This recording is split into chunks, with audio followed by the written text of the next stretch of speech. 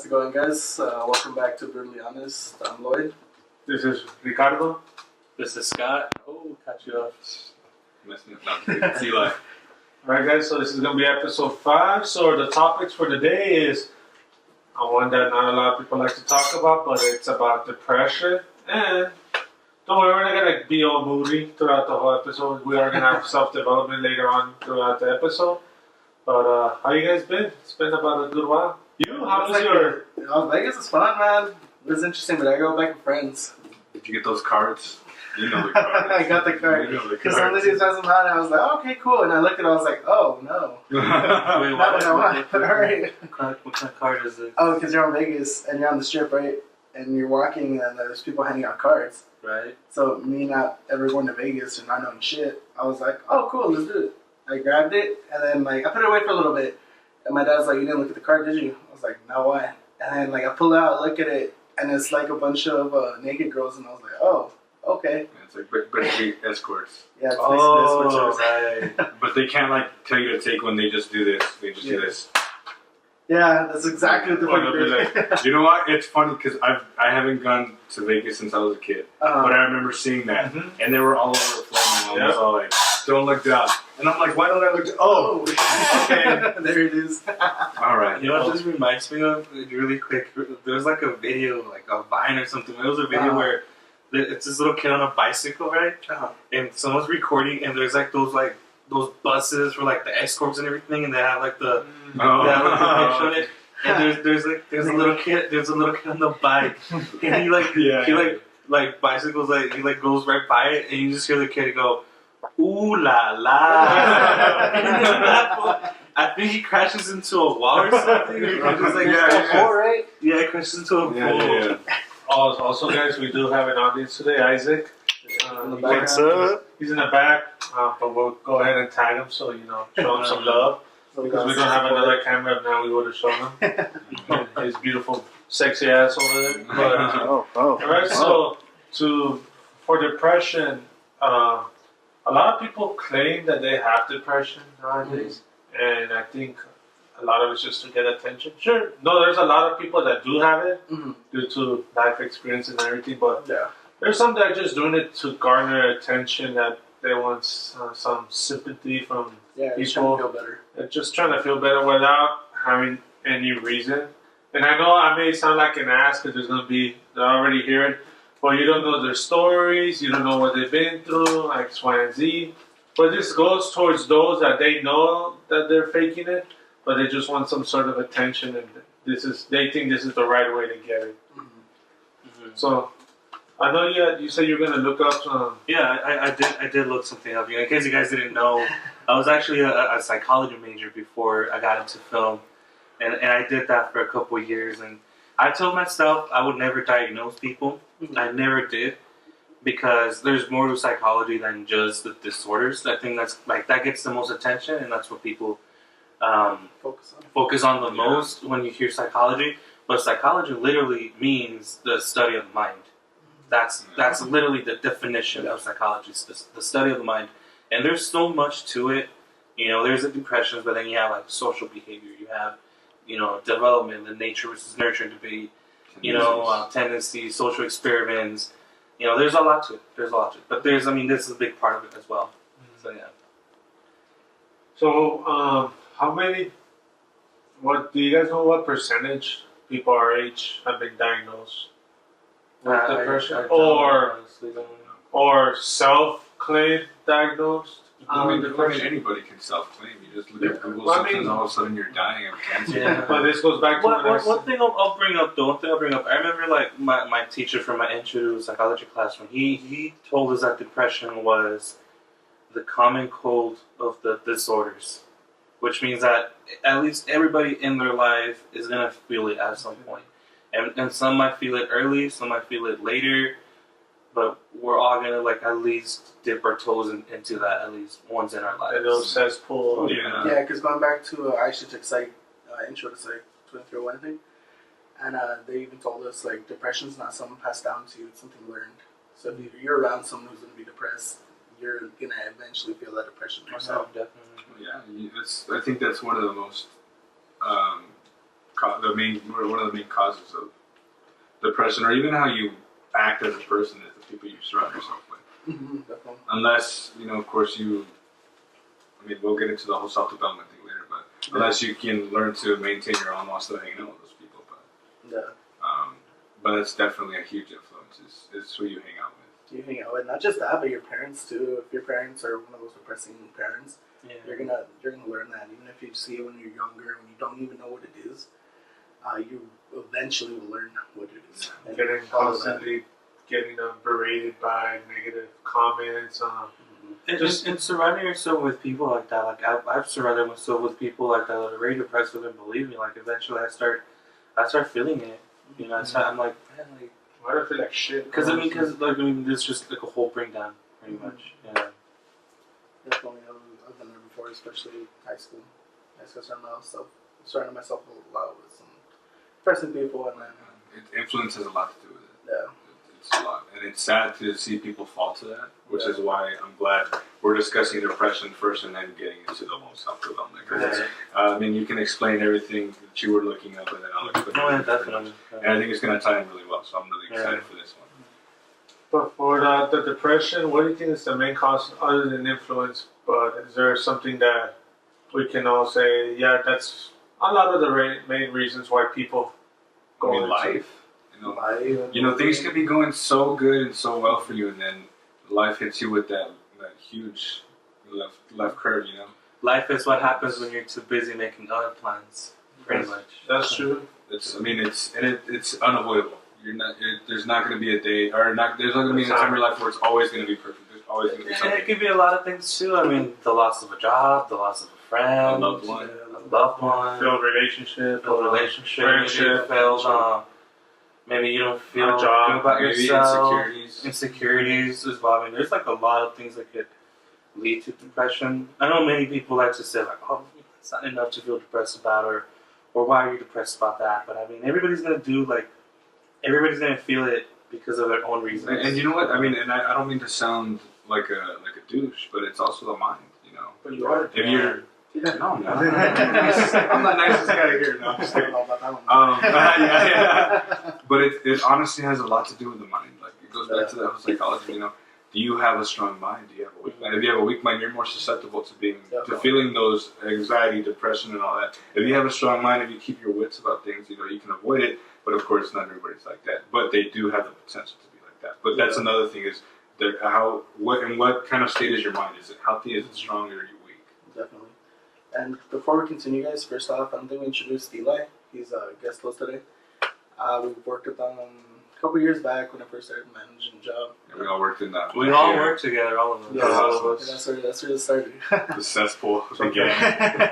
The fuckery. Because Mr. Loyal C-Slick. All right, guys, we're gonna do it this way, perfectly this way. Boo this man! We're gonna get 2 trash bags at a synchrony perfect. Man, fuck that shit. Somebody throw that trash and get sent with the broom. First day I walk in, you motherfuckers. Fucking throw a soda at the very top.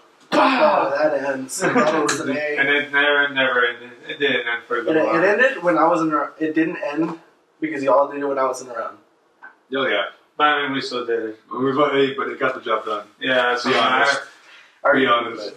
But yeah, just a little back on Eli, just so you guys. I don't know if we introduced him in the beginning. Well, we did last week, but then the video crashed. So yeah, that was a bummer.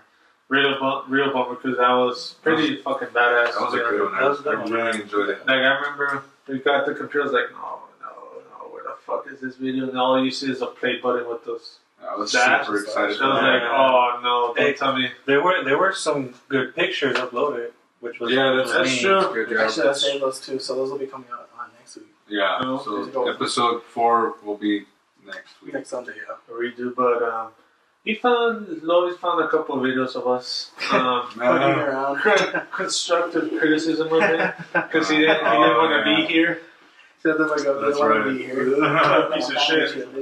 What a piece of shit. He wanted his escorts in Las Vegas. He wanted escorts. He wanted to feel happy. What did they say? Girls, your room? No, but going back to the depression, do you think a lot of people use that as an scapegoat when something... I guess when it ties back to the first video... When life happens? Well, like it's okay to not be okay, but it's also not okay to stay there. Oh yeah. Like they're fresh. Let's say relationship wise or friendship wise, you've just been avoiding this person purposefully because the depression has hit you, but you're not willing to do anything. Yeah, you want to stay there. That's definitely true because when you get comfortable in that sort of stage, it gets hard to do a lot of things. And that's the thing. I mean, the thing about depression is that how to say, like it's so hard to like get back on your feet when you're in that. Like when you're in that state. And I've seen it like in people that they get in that depressive mood. It's really hard to bring them back from it. Oh yeah. And there's a lot of like it's not just like it's not just magically gonna like go away. Go away and stuff like it's something you really have to work on yourself. But there's a stigma about depression and anxiety. I'm never gonna get out of it. I'm never gonna get through it. And one of the quotes that I really like is, your life is like a clock. It's always gonna keep going forward, no matter. It's never gonna stop. So why are you gonna stop at 1 when the clock's already at 3, when the clock's already at 4 and 5? You're just letting life get ahead of you, and I think that's where you need to start realizing, okay, yes, it sucks that this happened, but I gotta move forward. I have to move forward. If I don't move forward, I'm gonna die. And whether it's mentally or physically die, because of suicide. I don't think, God forbid, anybody do that. But I mean, it happens. I think that's something to keep in mind is that it's not a forever. It's not. Bad times don't last forever. It's never. It's just going back to episode 1. It's a pattern. Exactly. It's just a pattern. So a lot of people might have like a preconceived idea of what depression is. But what if we go a little bit about like what's a textbook definition? Like the textbook definition of it. So for example, this is from the Diagnostic and Statistical Manual of Mental Disorders, the DSM. This is from the 5th edition. I don't know which one they're on right now, but this is like an official text they use to diagnose people with, right? So I kind of looked up a little bit into like this stuff just so we can have it. And again, just little notes that I wrote: depression, right? One of the things that it lists is persistent sadness, hopelessness, and this is big too. Lots of interest in stuff that they used to like. That's the big thing as well. Like when you lose interest in like daily activities that you participated in, right? But it's not just emotional. You can suffer from chronic pain, from digestive issues. So this is deep. This is not just I feel sad. Again, to be diagnosed with this, the symptoms have to be present at least for 2 weeks. So again, that's because we brought up earlier, like the people that maybe are doing it for attention and stuff. Like it has to be for 2 weeks, and I forgot what the 3. This isn't like a criteria or anything, but I remember one of my classes they told us about that. These disorders, not just depression, but like all of them, right? Like we were talking OCD, schizophrenia, and stuff like that. Like all of them have to really like mess with your life. Yeah, I think the way they explained to me in my psych class is whether it's a disorder or anything, it's not an issue until it starts interfering with your life. Yeah. So if you'd rather, when you used to like go hang out with friends or go hiking or something, all of a sudden like, nah, I just want to stay in my room all day. Sleep. Exactly. And there's symptoms that this text lists off, right? I'm just going to read a couple of them. Again, these have to be happening during a 2-week period. That's how you know that it might be like for sure for real. Depressed mood most of the day, nearly every day. Markedly diminished interest and pleasure in all or almost all activities most of the day, nearly every day. Significant weight loss when not dieting, or weight gain, or decrease or increase in appetite. That's a big one too. If people are losing their appetite in general, like that's overeating. Or overeating as well. Depression could lead to a slowing down of thought and a reduction of physical movement. People that stay in bed all day, they don't want to do anything. They don't feel like doing it. Fatigue or loss of energy nearly every day.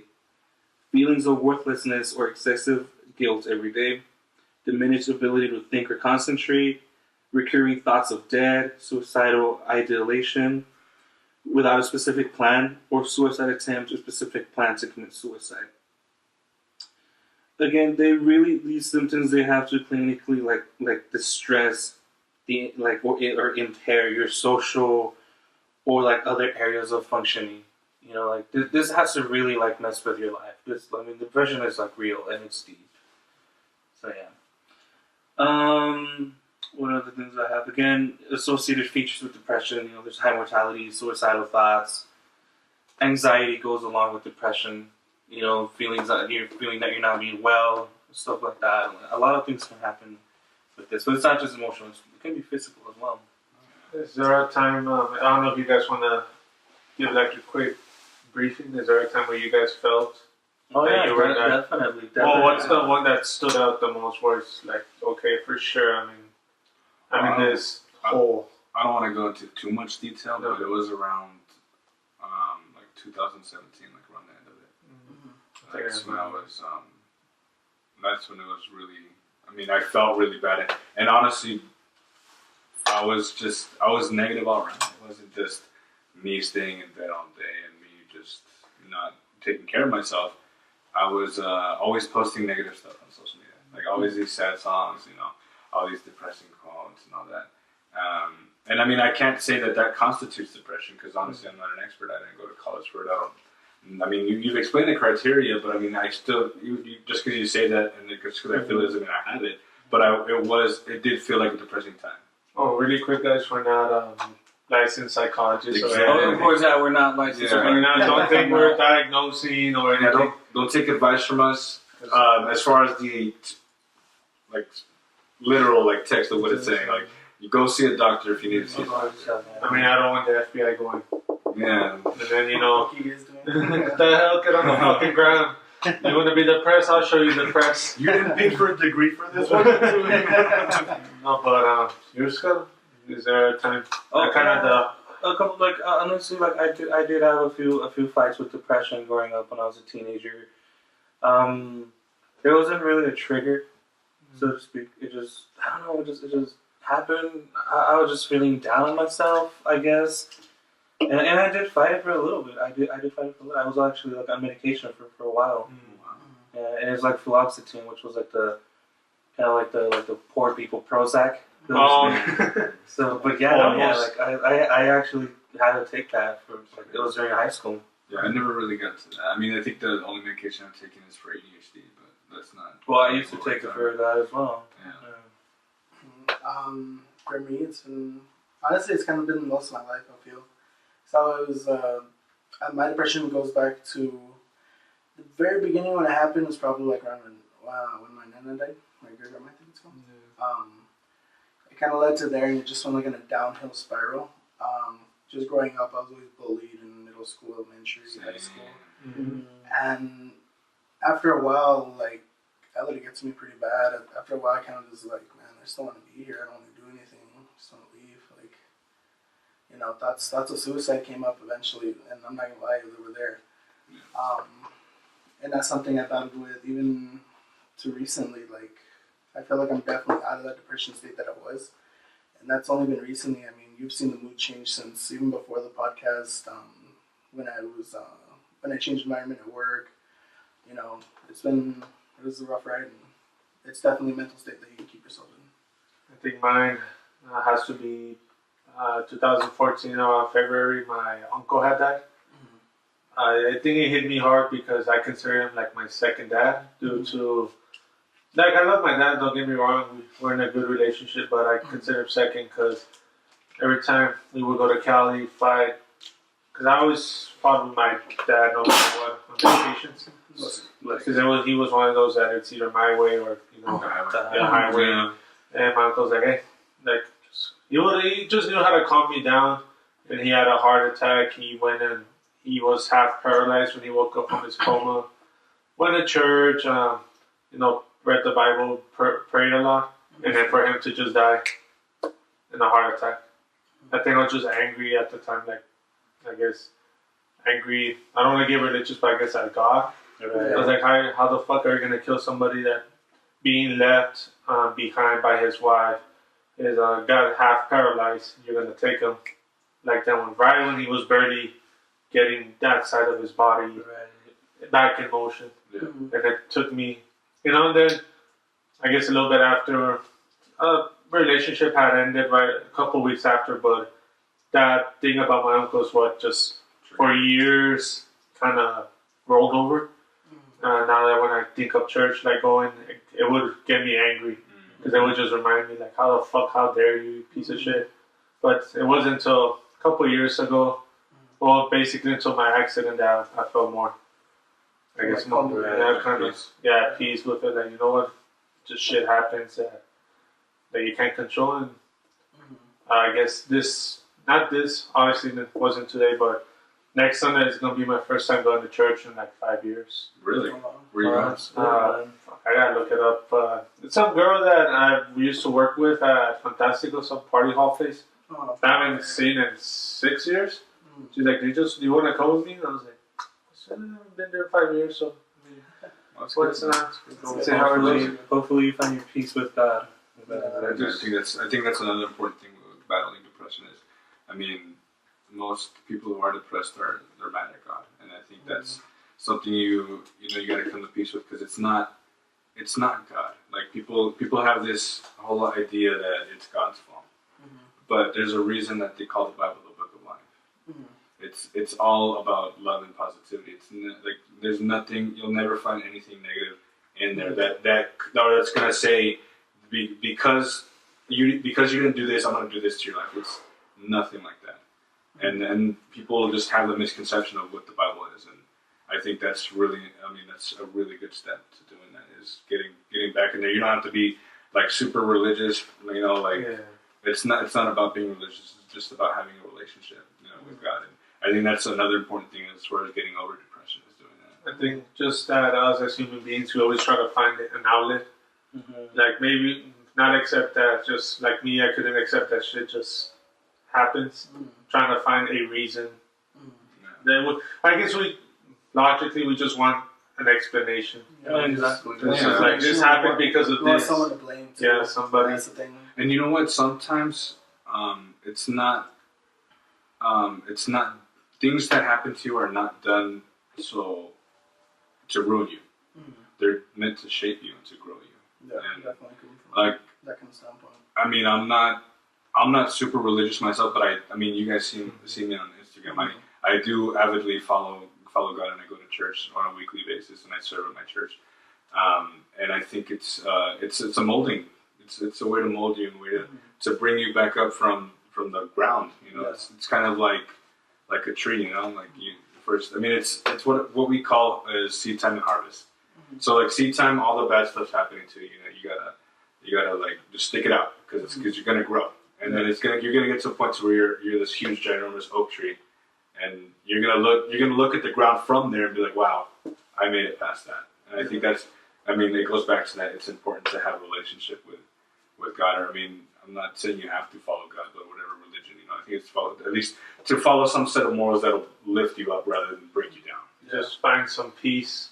Just make sure it's on a good term. Not use vices.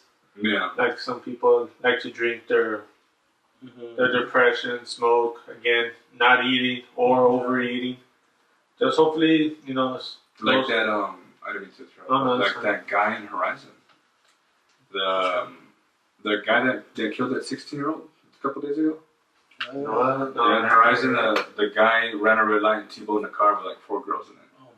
And he died right on the spot. And there's this bar too that I go to every now and then called the Tin Man. And the bartenders say that he was a regular there in the Horizon one, and that he was an alcoholic. Like he would avidly drink every day, and he was just starting to get better, but then he slipped up once, and that ended up ultimately killing him. And that's another thing to be careful with your outlets as far as drinking and smoking and doing drugs and all that, because you never know. Like that guy, for instance, and I hope he found his peace before he died. But unfortunately, it's always when you're about to get better that you got to be careful about breaking your bad habit. You're going back into your bad habit. Yeah, breaking that pattern. Because if you, like I said, you never know. What if that one last time is the ultimate last time that you lose your life over it? So you got to just be careful with all that. It's fine to drink and smoke. Just don't abuse it. That's a huge thing. Yeah. It's one thing to drink casually and have a good time, but it's another thing to abuse it. You got to find if you're getting drunk, what is the reason for you getting drunk? Are you? I mean, for one thing, I mean, me personally, I don't like to get drunk. It's just not. It's not a really good place I like to be. Yeah. So, but I mean, being drunk in general is not good for anybody. I mean, you have the risk of like you getting in your car crash, DUI, stuff like that, and it's just important to not abuse it and regulate it. That's true, because you know when I had like a very depressive hit like down in 2014 as well, but this one was two friends fighting over a girl pretty much, and yeah, I mean it was tough, seeing them together, that was tough, but realizing like, oh shit, like I actually do love this girl, that was tough as well. So when that happened, one of my ways to cope with it was smoking. And that's just what I did. I just smoked and smoked and smoked. And me and this guy, we kind of like fixed our friendship a little bit, and we would smoke together. But that's all I did.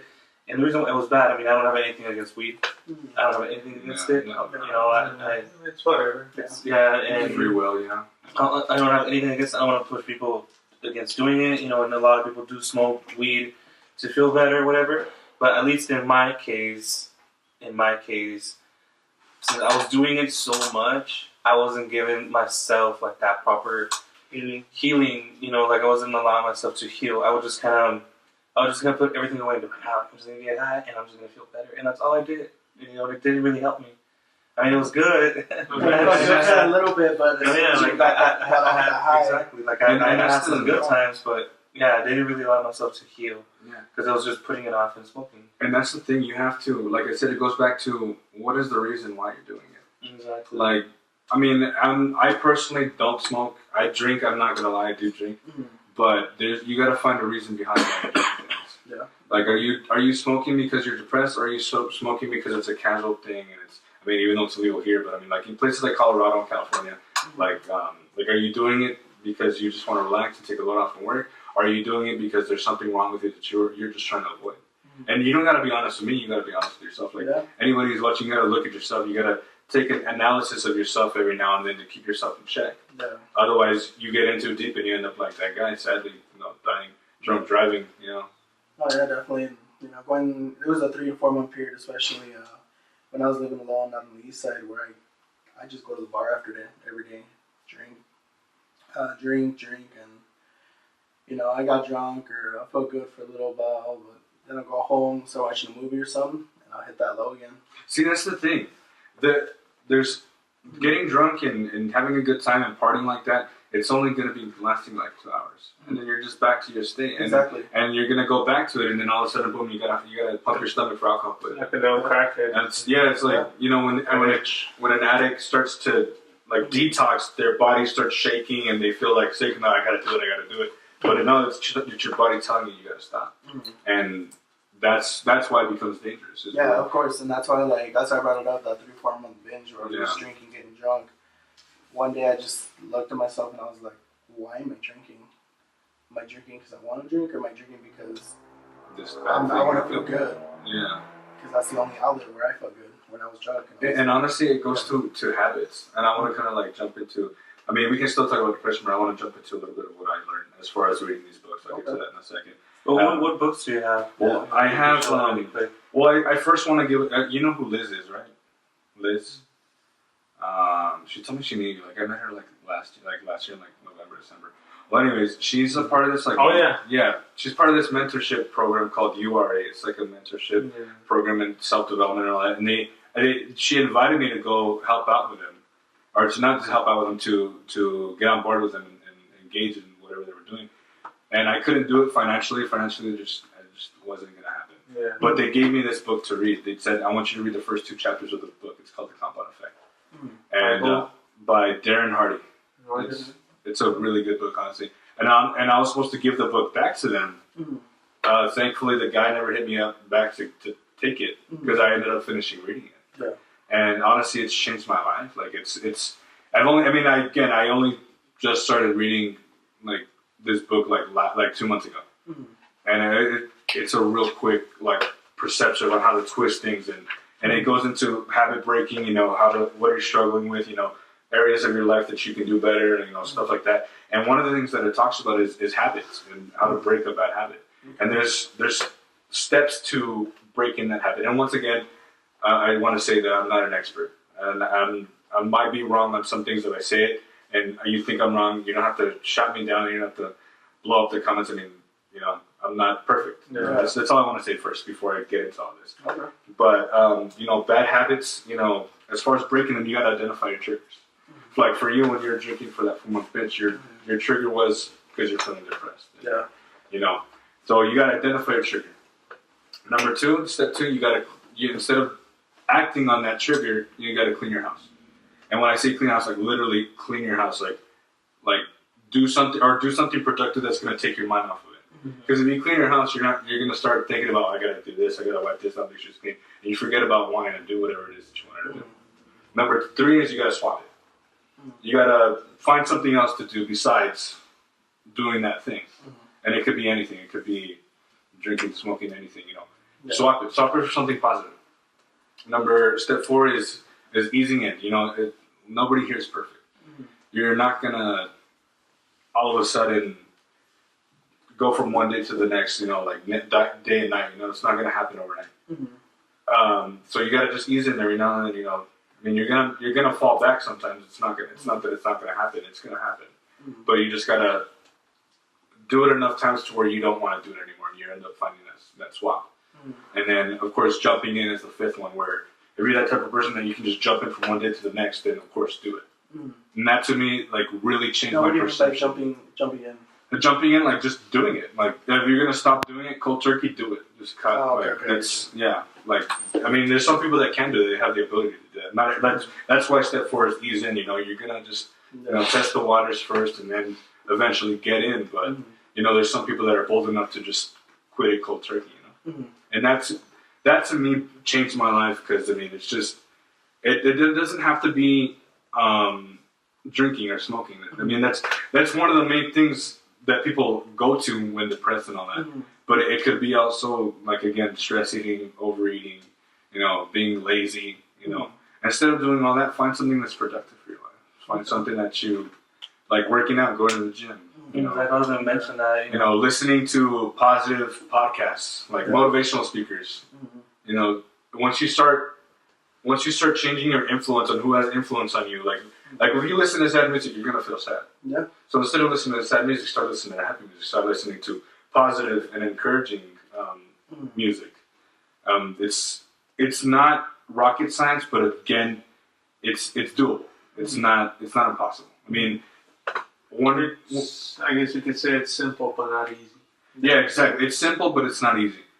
When there's this quote that hangs up on a clipboard at my work, it says, "Impossible is not even a word," because in the word it says, "I'm possible." So anything that you want to do, you can never say that it's impossible. Yeah. Because you're possible.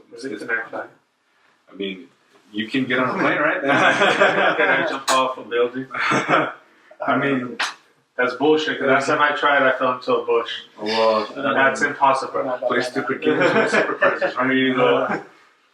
So, I mean, that to me really changed my life and how I perceive life.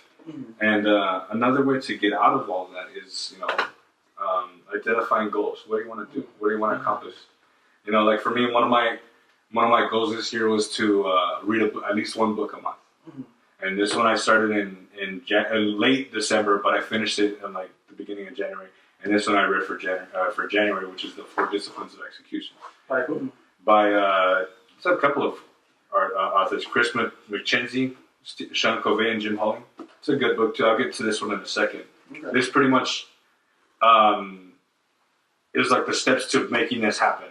Like I feel like they're not connected like on purpose, but I feel like they tie in really well together. Okay. Now, as far as getting to do better for yourself, you gotta first, of course, identify what you're struggling with. And there's this thing in this book that's called 100 to 0. So if you're gonna do something, do it. I mean, it's like I said, it's not gonna happen overnight, but if you're gonna do something, do it. And it's called 100 to 0. So that's 100% responsibility and 0 excuses. So you gotta take responsibility. You gotta be accountable to yourself, and not only to yourself. You gotta find someone that you can trust to be an accountability partner. And of course, if you're bold enough to blast it out into the world, you got to have like what's called a public display of accountability. So you let everybody know, or let your family members know, hey, this is what I'm trying to do. If you see me slipping up, help me out by, like nudging me to do better, Yeah, no matter how much I struggle. Exactly. No matter how lazy I'm getting, you gotta push. You gotta push, because if you don't have accountability, you don't have anything. And that ties into the second book that I'll get to right now. One of the other things too is tracking one behavior that you want to change, and that could be your financial behavior. Like what? Like this one in the first 2 chapters, it explains how to control your finances. Okay. And when you swipe your credit card, you don't see the money, right? Oh. You just swipe and you're like, it's $2, that's $3, and then all of a sudden you spend $30 in a day. Yeah. So with this book, yeah, exactly, bro. It happens, and nobody here can say that it hasn't happened, because it happens. You think it happens, exactly. Yeah, and one of the things that it says to do, I mean, it can be for anything that you want to do, but for me specifically, I was struggling with my finances. Okay. Because I get paid weekly Friday. I mean, we both do. We both kind of work in the same element. And I would always end up with like $20 on Thursday before payday. And it would piss me off because I'm just like, where the heck is this money going? Like, are you kidding me? Like, I don't even know what I'm spending it on. Yeah. And when I read this book, it like, oh yeah, there's probably that. Right? Whataburger. And one of the things that it tells you to do is to write everything down. Every penny that I spent, I started this in November, like late November, like the last day of November. You just write everything you write down, even if it's 50 cents. Write it down. And then I go back each week and I'll track how much I spend. Okay. So like the first week, I spent $156. The next week, I spent $111. So you see, I'm going down, and I'm actually paying attention. The next week, I kind of slipped up. I went back up to $150, and then I keep going, and you see, I'm spending less and less, and there's times where I'm able to save because of what I'm spending it on. Like instead of going out buying groceries.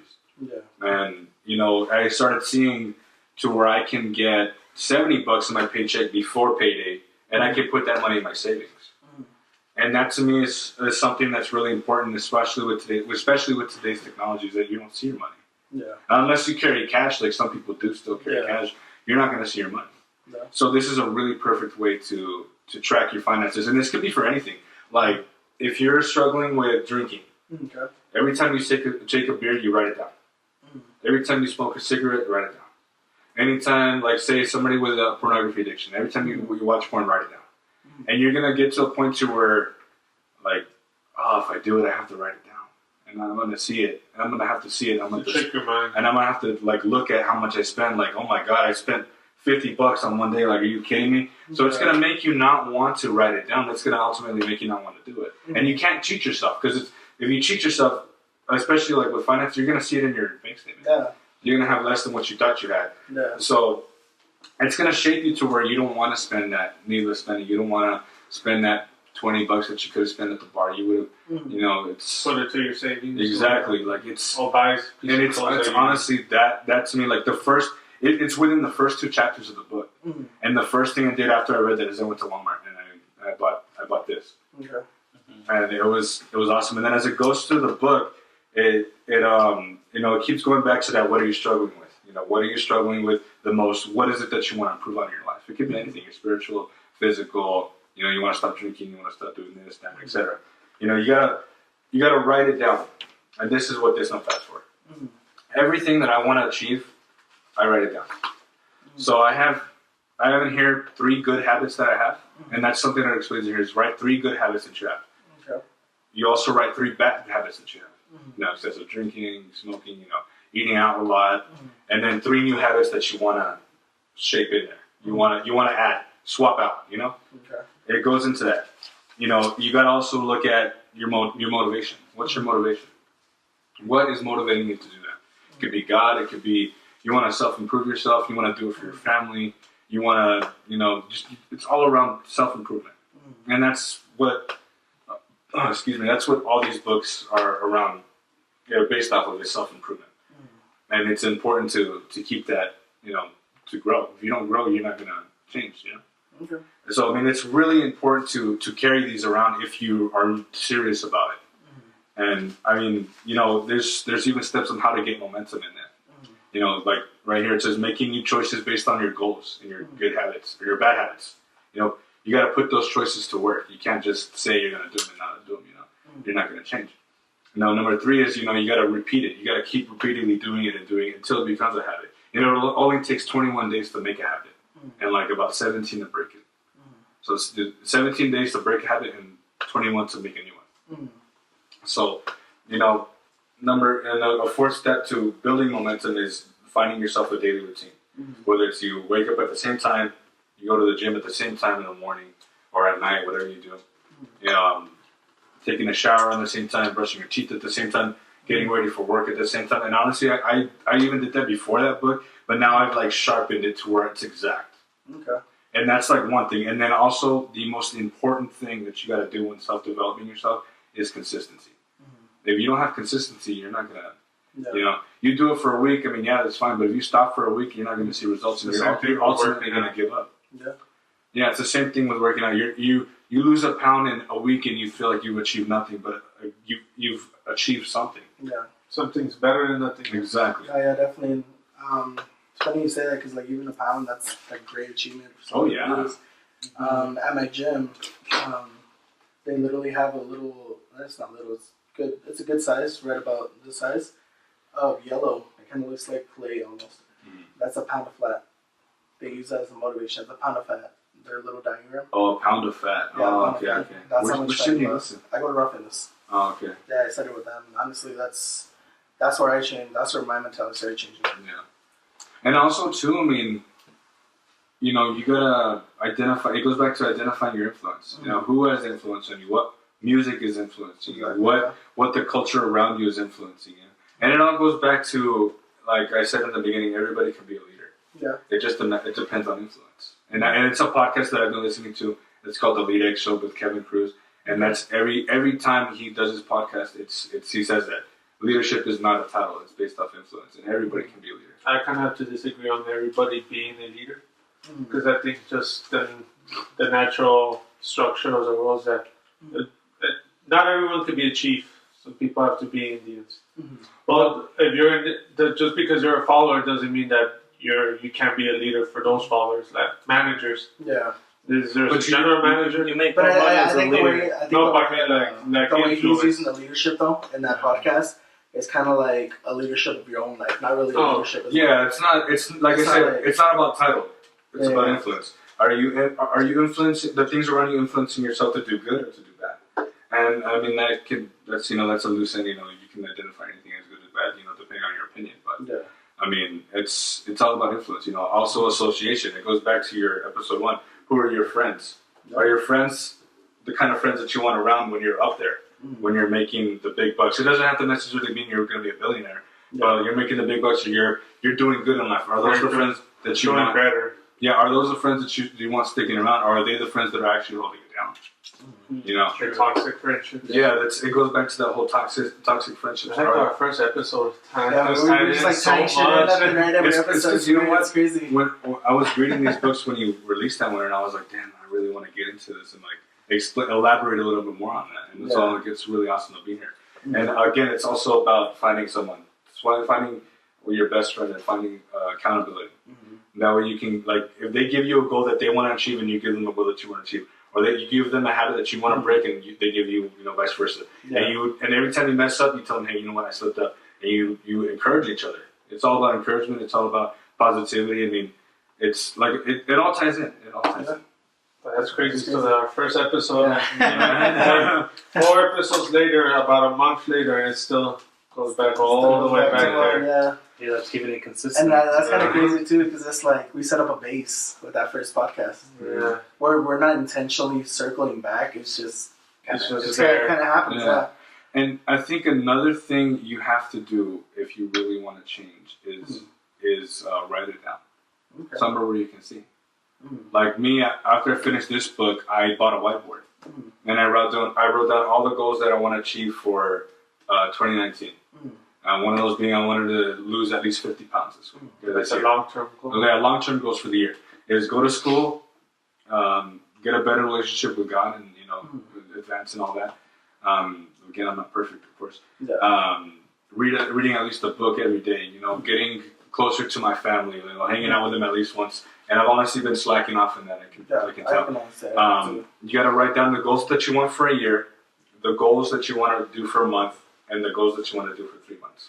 So January, February, March, what is something that you want to achieve? In January, what do you want to achieve? February, what do you want to achieve? And you got to make sure you do it. And if you don't, you got to keep yourself accountable. Like keep a scoreboard. And that goes into this book. I mean, the book, this other book I'll explain to you right now. It's a little more. It explains how to write it down and all that. You know, you got to keep things simple and not too complex, or else you'll. Well, I mean, I guess another way for self-development, just I don't know about you guys, but I've been told since we started is that a lot of people have been wanting to start their own. They just don't know how.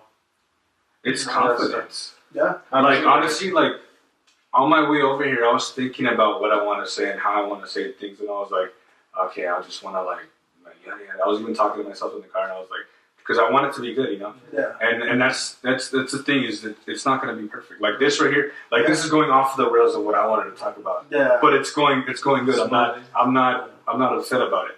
And that's that's what I really like about your podcast is that it's not super structured to where like you're it's really honest. Yeah, like it's you're going with the flow. Like yes, we have the topic of what we want to talk about, but we like the only reason we have these papers is to like what these notes are saying. Because I mean, I can't keep everything in memory, but I know what it is. But when I see it, you know. But I mean, that's what I really like, and I think if anybody out there that wants to start a podcast, you know, you just got to be confident. You got to know what you want to talk about. You know, don't over prep because then you'll just sound like a robot. You know. Yeah. And then you just gotta go for it. I mean, like there's this quote that I heard on that podcast. Okay. I don't know. I forgot the guy that said it. It's from like way back when, like when black and white pictures were still a thing. Okay. And it says a life making mistakes is more honorable than spending a life spent making mistakes is more honorable than a life spent doing nothing. So yeah, a couple of podcasts, you know, they might not be good, but you're gonna grow. And like the first one, I'm not gonna lie, I thought it was a little weird how you're like, okay, the next one, but then you guys started flowing, making it flow. Exactly. Well, I think we were saying it too, like hey, we're just growing right now. Like that's why we always ask, what do you guys like and what don't you? Yeah. Because that way we see, like there's some people that are gonna tell us the stupidest stuff, like, well, I don't like your background. Go fuck yourself. But what we appreciate is like, hey, well, like you had told me to be like, you guys need to start flowing into the topics more natural. Exactly. Well, okay, topic number 1, X, Y, and Z. Yeah. Like that's the type of criticism that I like from people. Something that can help. Because this is for everyone. It's not just. That's because you gotta listen to your audience. Because I mean, they're obviously like who you're doing it for. Yeah, exactly. Actually, Isaac, come here really quick because I know you've seen it. Come on, guys. Somebody reach shot. Celebrity. Just you want to sit on my lap? It's the best. Oh my God! So Isaac, what do you like about the podcast? On your lap. Oh well, no. The when you guys first started this podcast, then freaking, I like that you guys are talking about how it's okay not to be okay, but don't stay in there. Because I was watching it, and well, recently I've had like some problems with like a DWI. I was also involved in a car accident, and you know, I wouldn't call it depression, but you know, you're in a slump. Yeah, in a slump, and like for a while I stopped hanging out with you guys. Then I was like trying to figure myself out, and I don't know, like your podcast really hit me. Wow, that's awesome. That's good, man. That's cool. It's awesome that you guys put this together. You know? Well, it was mostly him. I mean, he came up with the idea. Man, that's the thing. That's the thing. Like, we're all gonna go different ways in our careers and shit. But me personally, I'm not about money. Like, I like to make money. I like to spend money. But you can't keep that as a priority. Yeah, exactly. You can't keep priority. My thing since I was little is like seeing a smile on somebody's face or changing their outlook on something. Like, that's something like even you guys, meeting you guys, I was like, whenever you guys were down, I was trying to be there and like talk to you guys through things like. And it goes back to influence. Like in that way, you're being a leader by helping people out. Mm-hmm, I mean, you know, it's important to like, and it goes back to what you said that not everybody can be a leader, but it's important to have that leadership mentality. Exactly. And and I think that's important for anybody also that's looking to start their own podcast and they don't know what to talk about is having that leadership mentality so you have the confidence to go. Yeah. I mean, you have more fun as a leader. No, you make more money as a leader. But you have more fun as a You have more fun as a follower. Exactly. Definitely. And I can, from even just the manager job, I can see that. Like, you take that leadership role, you have your responsibilities, whereas you're a follower and you notice all the fun they're having, but you can't because you got to follow rules and sets. And I don't know, it's crazy. Unless you know how to disappear away from your manager. Cut you guys in a couple times. Wait. You guys disappeared a lot too. Yeah, we did. Honestly, there's sometimes we did, not gonna lie. In the Nobody's manager perfect. closet. Manager's closet. Hey, yeah, we'll be back in 5 hours. Hey, man, We need a change. I need some change. Okay, we're I ready. need to restock this. well, let me go ahead and take this selfie first. Or we are from Cinemark. Yeah, Yes, yeah. Yeah, so different times. Yeah, man. Out of all of us, I think, well, the one that we all worked at, I was there the longest. Then it was between you two. Well, it was like a year and a half. I was there for a year. So what year did you go in? 2015. No, then you were, because I met you before I went to basic. Yeah, we. You were already there when I went in. Yeah, because I got hired in the end of 2014. Yeah? And I got fired at the same time. And I started the 2015. Yeah, So it's basically. Yeah, so it's pretty much a huge circle. I think the first big movie I worked was Cinderella. Oh, that does not sound very good. The live action movie? The live action. All I know is I never the kid saw that movies one. sucked. That's all I know. And then after that, the biggest one after that was Fear 7. Oh, yeah, Oh, Jurassic World. Oh, I heard the stories Jurassic about World. yeah. So did I, but I was too busy in Oklahoma. I opened when Jurassic World premiered. All the 50 Shades of Grey, too. Those shits are I had left before that. That was a crazy time. That was good. My friends working there dragged me into Magic Mike 2. Hey, you know what? There was like 3 more guys in the audience. And that was just I us. saw, I think when we would go around and clean the movie theaters, I Right. saw the ending to them. I was like, you know what? I got nothing else to do. I don't know what work is for the next 20 minutes. I might as well just watch a movie. I'm gonna lie, the ending was pretty cool. For You know what was That type of movie. painful? When I would go and check out like Pixels. I would go into Pixels and check it out. This is good. And it was so weird because like I would go into it just like check the theater and watch it a little bit. You knew what the jokes were. You knew what the joke was. They were telling us the jokes. You know what the joke was, but it just fell flat and nobody laughed. And I was just like, oh, it was sad. I'll never forget that that and movie. Fantastic Four. I'll never forget that movie. I think you were working with. The Fan Force thing. So we were gonna clean after Pixels. Mhm. I walk in and there's a girl giving head to a guy in the movie. Oh, And yeah. I literally walked away and I was like, I don't get paid enough for this. And I was like, go ahead and handle this because it was barely brand new. Yeah, And you're fucking today. No, but I used to be the one that liked to go in and like tell people. And apparently this, I'm gonna call her bitch. This bitch threw her fucking purse at she me. threw her purse And ran away. Ran out the exit door of the theater. And the guy, Okay. I don't know why Yeah. she threw her purse, but the guy, I went to high school with him. Oh, And he was all like, yo, what's up, man? I'm like, yo, just go through that exit. You know, the you most guys just kick them out, right? When that's But I mean, the movie was over, so it was like, the most I ever saw was just a couple making out during the credits, and I was like, all right, leave, guys, I gotta clean. I legit called a friend, more of an acquaintance, I guess now, but it was a friend at the time. When I first started Cinemark, baby C Slick, fucking, I walked into a theater and I didn't really pay attention, and then I look over to the right and I was like, what are they doing? And I'm like, oh shit, she's bouncing on his dick right now. Oh my god. So right away I'm just like, and like she hops off and just like goes back to watching the movie like nothing, and I'm just there like, oh god. So I'm like, whatever, and I didn't notice who it was in the beginning. So next thing you know, Damn, it's gone. I'm just kidding. And I'm holding the door when people walk out, and I'm saying bye, thanks for coming, have a great night. And they're the only two in the theater. So I walk out and I look, and the girl right away, as soon as she sees me, she's like, oh shit. And I'm like, oh no.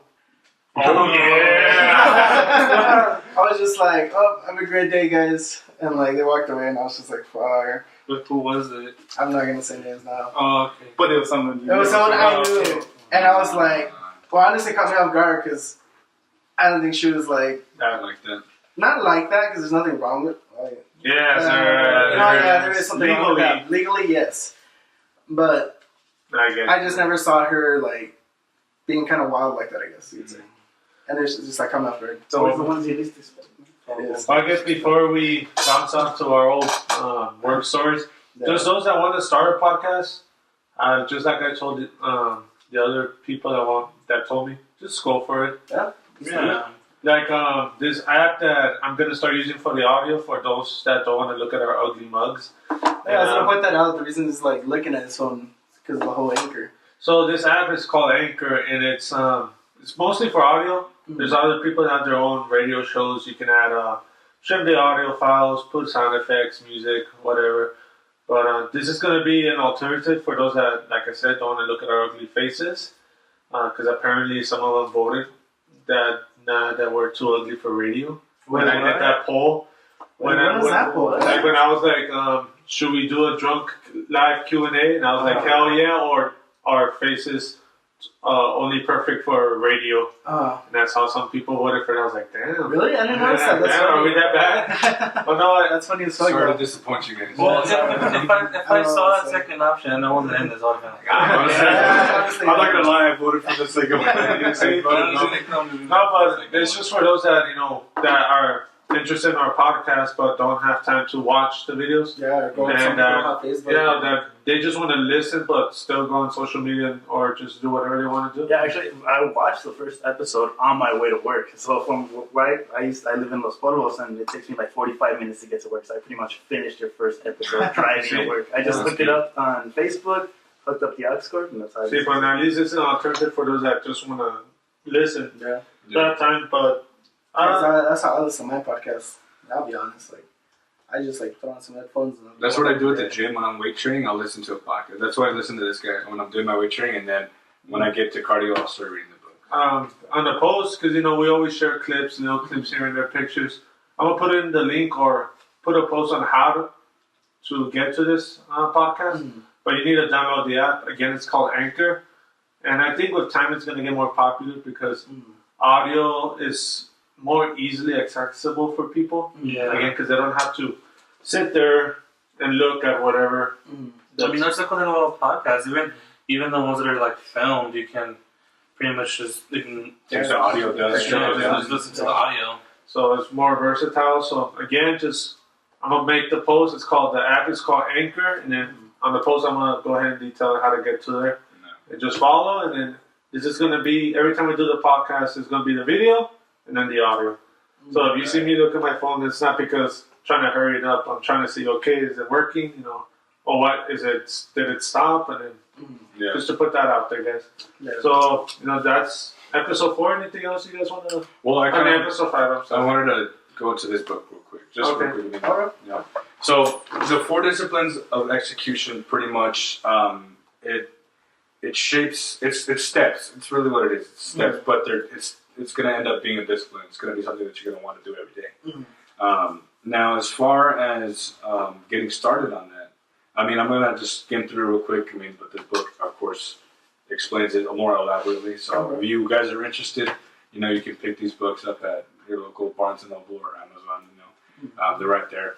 But as far as the 4 disciplines, one of them is identifying your wildly important goal. Everybody has goals that they want. Like there's like the whole year goal. Like the ones that I have on my whiteboard. Yeah. Those are all. It's called the whirlwind. So like those are all the goals that you want to achieve. Everything that you have set for yourself. But you got to choose one that you want to really work on. And for me, it's losing weight and getting more fit. Now the second discipline is your lead and your lag measures. And what your lead measure is what you're gonna do. And your lag measure is more of like it's kind of like an X to Y by when. So I want to lose 50 pounds, or I'm 268 now. I want to be at 250 by March 5th. And if you write it down, you're going to see it every day, and you're tracking yourself, which is actually step 3 is creating a scoreboard to see if you're winning or losing. That way you can maintain that level of accountability and make sure you're on the right track. And of course, step 4 is like I was saying about accountability, is keeping that cadence of accountability. Okay. And that's something that's, I mean, it's absolutely important, is accountability. You can't just say you're going to do it and not do it, or say you're going to do it and then, hey, what happened to that? And it just happened. Like, you gotta stick to it. You gotta stick to your wits. You gotta, if it's something that you really want to accomplish, whether it's like, say you're dealing with depression. I want to get off depression. I want to be more positive. Okay, I want to read or hear positive podcasts, at least 3 of them by the end of the week. So by this week it'd be February 16th. By February 16th, I want to listen to at least 3. And then you keep a scoreboard. Every time you listen to it, you check mark it, make sure you're doing it. And then you go back at the end of the week and see, did I do this? And I mean, that's pretty much it. I mean, of course, it's a lot more elaborate. So I mean, I'm just skimming through it because we're kind of running out of time. But if you guys are interested in these books, it's these two. These two are honestly really, really good if you really want to like kickstart, breaking habits, making habits, achieving your goals, And I think it's important to have values, I think first and foremost, that's before starting all of this, you got to have values. What is your mission statement in life? What is one thing that you're absolute dead set about? And you got to state your values. So what is it that you value? Why do you value it? And you got to set those first. And then you got to, as you're living life, you got to ask yourself, am I living by those values? Or am I just saying them and not living by them? It's all about application. You can't just, I'm going to do this and then, just waiting for it to happen. Waiting for it to happen. It's not going to happen unless you kickstart it. I mean, but there's a phrase that I like with that goes kind of with that. It's you can't preach what you don't practice. Exactly. Practice what you preach. Yeah, there you go. That's what it is. Yeah, exactly.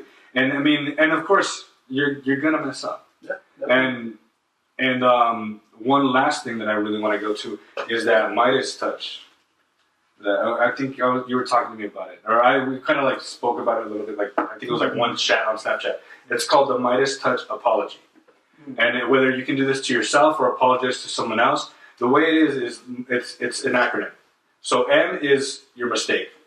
You got to identify that you made a mistake, and you got to acknowledge you made the mistake. And the I in Midas is injury. You either hurt yourself or you hurt someone else because of your mistake. D is, what are you going to do different? What are you going to do different to make sure it doesn't happen again, to make sure you stay on the right track? Okay. Number A is, you got to make amends. When it's speaking with yourself, you can't beat yourself up. Yeah. You can't. If you hurt someone else, you can't. Be too down in the dumps. Oh, I hurt this guy. You're just gonna be like, you know what, man? I made a mistake.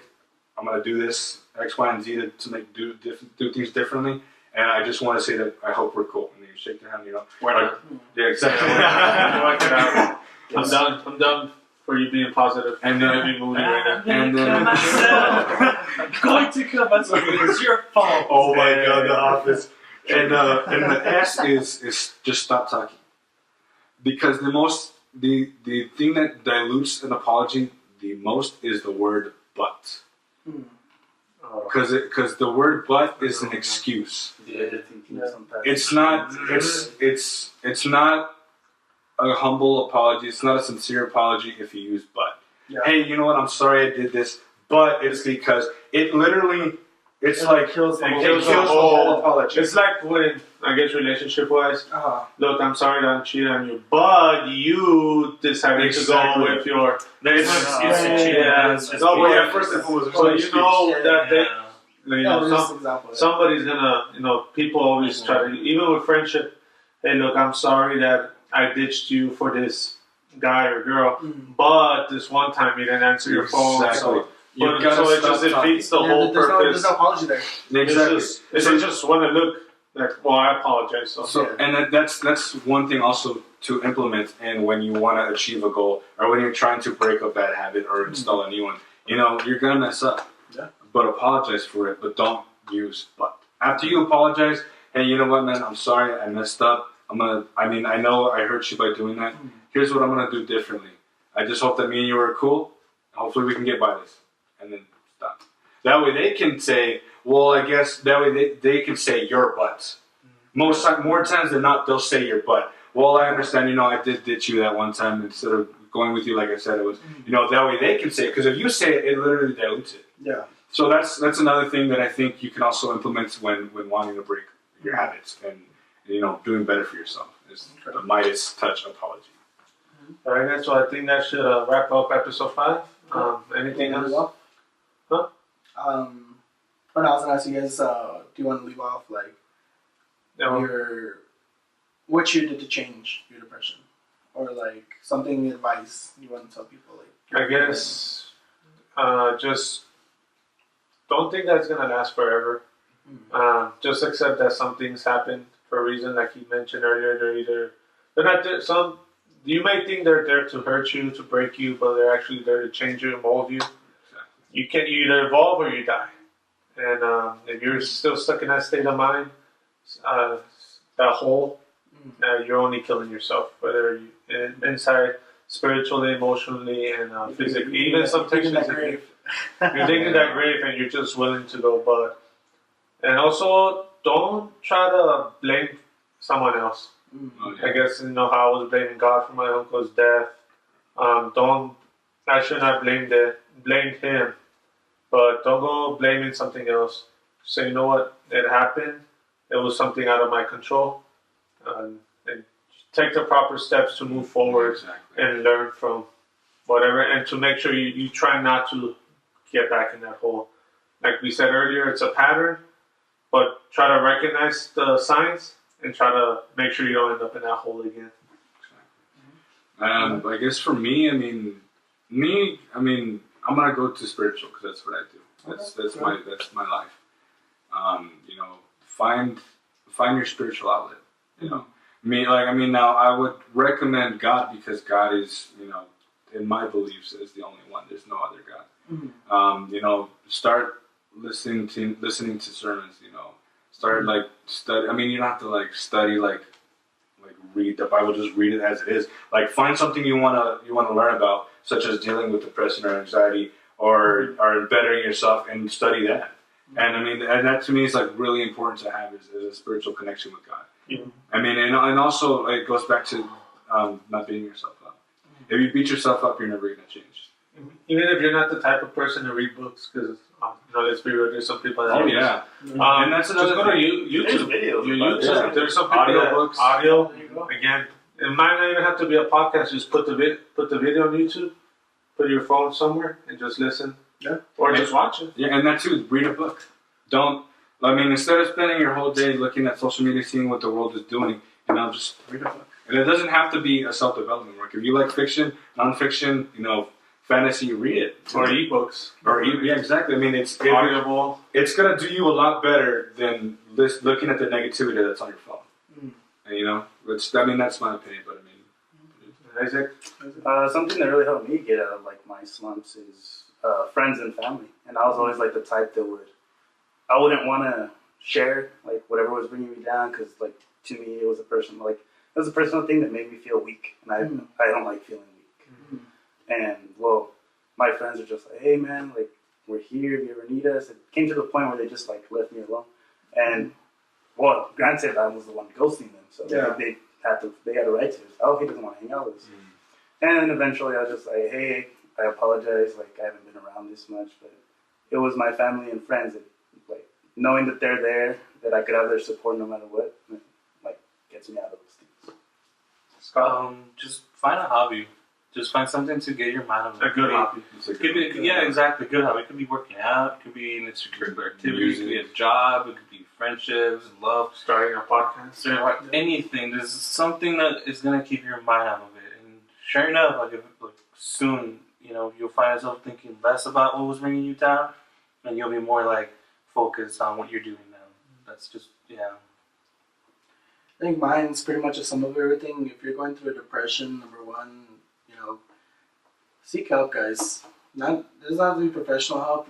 Find an outlet of letting that out, whether it be music, whether it be your friends, family, God, anything. Just find that outlet and use it. Use it to your advantage. I think it's important to say positive outlet. Yeah, a positive outlet. Yes, of course. Do something that's gonna benefit you, not deplete you. Yeah. And also too, I want to add one more thing. Don't be afraid. Yeah.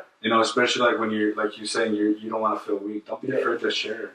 Even right now. Now, be careful with who you share with. Yes. That's important. I agree with that. Don't don't just tell anybody. Find someone that you truly trust, and don't be afraid to share and let them know, because they're going to be there to help you. If they're really your friend, they'll be there to help you, and you can't be afraid to try. Yeah. That's pretty much all I have. All right, guys. I think that'll be it. Really quick, I just noticed that this app stopped at the 1 hour. Right. This little section, I'm gonna try and put it all together. So sorry if it sounds a little choppy. How it jumps from one thing to another. But again, just want to quick out there. There's gonna be now the video and an audio, and then eventually I want to put it to where we can put it on podcast, iTunes. Yeah, Spotify, especially. You know what? We should. I'm not doing this to try to get my social media because honestly I don't really care. But I do feel that we should give our social media just in case anybody has questions. And it's not, and it's only if they trust us. I'm not saying they have to tell us. Yeah. If they have questions that want to be brought up here, or even just ask in general to help them, maybe give them advice. Because we all have very good points. I guess if you guys want to. If you want to give out your most, the one that they could reach out to you the most. Just anything. Facebook, Instagram, Snapchat. But what's your Instagram? My Instagram, it's literally just my name, @Lloyd_Cecilic, I think. Yeah, well, I'm mostly active on Instagram, so it's just @Scotty_Avila. You'll laugh because you'll see a lot of The Office. Yeah. Used to. I'll try to keep it. I'll try it. If you guys want to hit me up on Instagram, that's where I'm mostly active. Contra Isaac, and usually you'll see a lot of posts of me at the gym or just random stuff. If you didn't post it on the gram, did you really go to the gym? That's not true, dude. It's not true. One time I actually went back to the gym to go take a swim. You didn't put it on the ground. Did you even slam? For me, I use Facebook and Instagram mainly. My Instagram is hello, my name is Eli, and my Facebook is literally just my name, Elias Gutierrez, and you'll probably see me on there. So it won't be too hard to find. Mine, I'm a social media hound. I'm not gonna lie, especially because of things I've learned over the years, what you can do with it. I'm mostly active on Facebook and Instagram. Facebook, Ricardo Estrada. You'll see me there. Don't confuse me with my dad. I know we have the same names, but you'll be able to tell which one's mine. But my Instagram is _Ricardo Estrada. Ever since this podcast, it's just most of my posts there have been public, just mostly been about the podcast we have except from the pictures that you took. I took those pictures. You took the red lighting? Hey, you're fucking dope, and I got 3 people. Hey, can you tell your friend when he's down to take? Hey, you guys want pictures? Let me know. I'd be down. But again, the Instagram is _Ricardo Estrada. You'll find all of us there.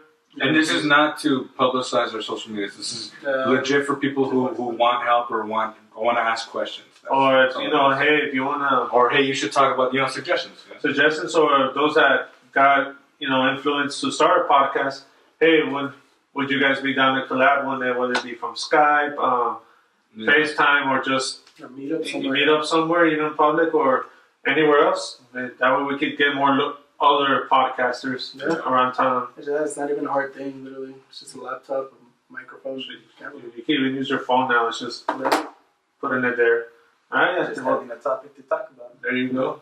All right, guys, that'll be it for tonight. So have a good night, guys, and see you guys later.